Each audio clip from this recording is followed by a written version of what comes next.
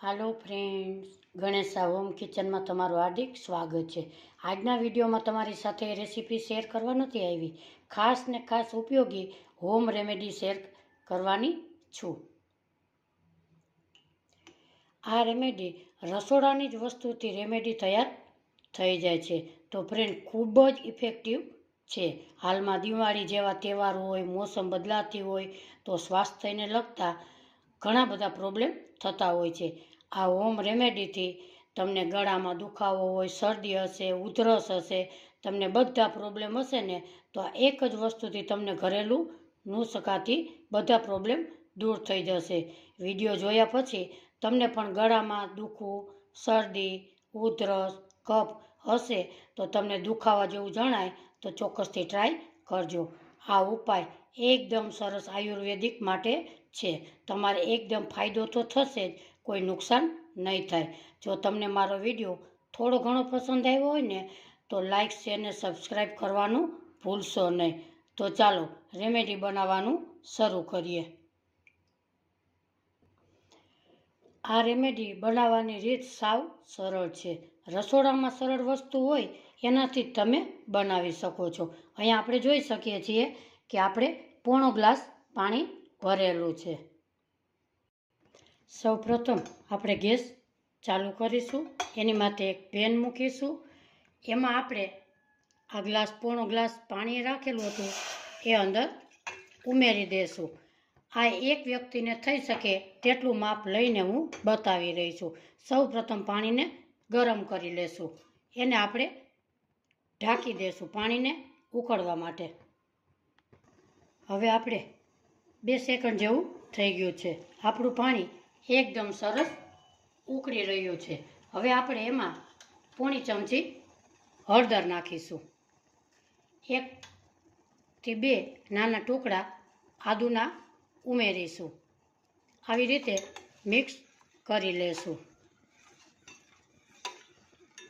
જો તમે હળદર ઘરે જ દળાવેલી હશે તો એનો ઈલાજ તાત્કાલિક રીતે અસર થશે।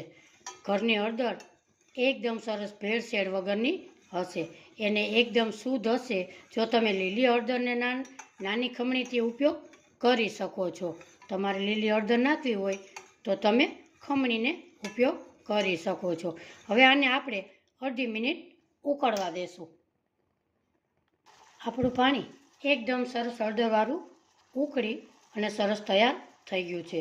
હવે એમાં નાખીશું 1 ચપટી સંચળ, 1 ચપટી મીઠું। આવી રીતે નાખી અને આપણે હલાવી લઈશું। બંનેમાંથી તમે એક પણ નાખી શકો છો।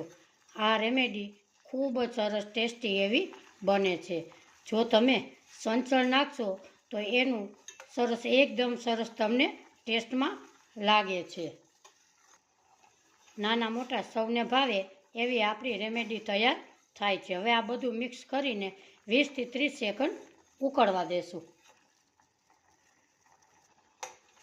હળદર સરસ એકદમ મિક્સ થઈ જાય અને હળદરનું કાચાપણું દૂર થઈ જાય। 20 થી 30 સેકન્ડ જેવું આપણું પાણી ઉકળી ગયું છે।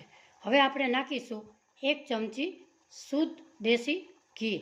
જો ગાયનું ઘી હોય તો ખૂબ જ સારું, અને એ ન હોય તો તમે ઘી કોઈ પણ ઉમેરી શકો છો। હવે ઉધરસ ખાવાથી ગળું એકદમ સુકાઈ ગયું હોય છે, એકદમ કફ આવતો હોય તો ગળું દુખતું હોય તો આ ઘી ઉમેરવાથી ગળામાં સૂકાપણું દૂર થાય છે। આમ ઘી ગળાની તકલીફમાં ખૂબ જ મદદ કરે છે। હવે જુઓ, આપણે અહીંયા આપણી રેમેડી એકદમ સરસ ઉકળીને 1 થી 1.5 મિનિટ થઈ ગઈ છે, એકદમ સરસ તૈયાર થઈ ગઈ છે। ગેસની ફ્લેમ બંધ કરીશું। હવે આ રેમેડી કઈ રીતે ઉપયોગમાં લેવાની અને કઈ રીતે પીવાની એ હું તમને બતાવું છું। મિત્રો, સાવ સિમ્પલ રીતથી તૈયાર થઈ છે। હવે આપણે ગેસની ફ્લેમ બંધ કરીશું।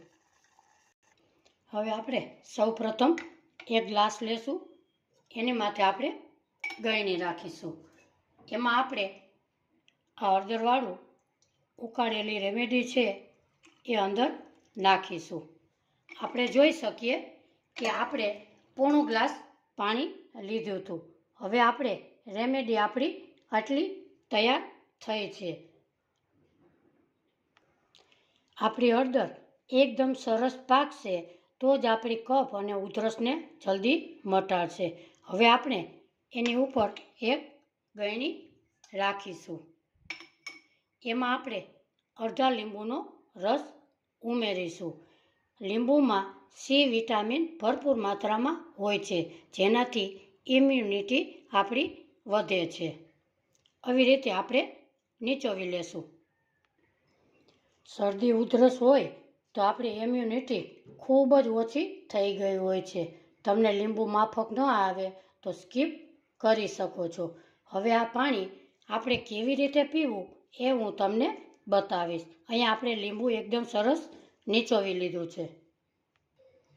હવે આપણે હળદરવાળું પાણી આ કઈ રીતે પીવું, આપણે ઘૂંટડે ઘૂંટડે થોડું થોડું ગરમ હોય ત્યારે આ પીશું. થોડી વારે પીશું. આપણા ગળામાં એકદમ સરસ શેક થઈ જાય છે અને ગળામાં ખૂબ જ રાહત અનુભવાય છે. આ પ્રયોગ સવાર, બપોર, સાંજ 3 વખત કરી શકાય છે. ખાસ કરીને જમીને તરત ન કરવો. તમે પણ આ રીતે સરસ હોમેડી તૈયાર કરીને ઉપયોગમાં લઈ શકો છો. ખરેખર એકદમ સરસ, ખૂબ ઉપયોગી થશે. તો મિત્રો, આવું અવનવું જાણવા માટે, મને સપોર્ટ કરવા માટે, ચેનલ ઉપર નવા હો તો ચેનલને સબસ્ક્રાઈબ કરવા માટે, મારા વિડીયો ગમે તો લાઈક, શેર ને સબસ્ક્રાઈબ જરૂરથી કરો. તમારા ગ્રુપમાં શેર કરો અને કોમેન્ટ કરીને મને જરૂરથી જણાવો મિત્રો, આજની રેમેડી તમને મારી કેવી લાગી. હવે ફરી મળીશું એક નવી રેસીપી સાથે. ત્યાં સુધી બધાને મારા જય શ્રી કૃષ્ણ.